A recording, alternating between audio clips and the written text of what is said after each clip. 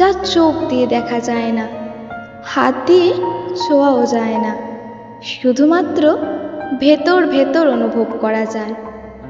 পৃথিবীতে সবচেয়ে বড় অদৃশ্য কষ্টের নাম কি জানো? মায়া। কোথায় যেন পড়েছিলাম, পৃথিবীতে কেউ কারোর জীবনে অপরিহার্য নয়। হঠাৎ অনুভব করলাম কথাটা আসলেই সত্যি। জীবন কারোর জন্য কোথাও বিন্দু পরিমাণ থেমে থাকে না, চলেই যায়, বরং সুন্দরভাবেই কেটে যায়।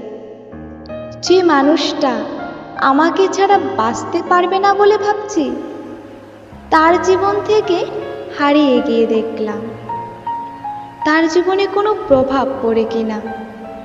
দেখলাম সব কিছুই ঠিকঠাক চলছে, বড় জোর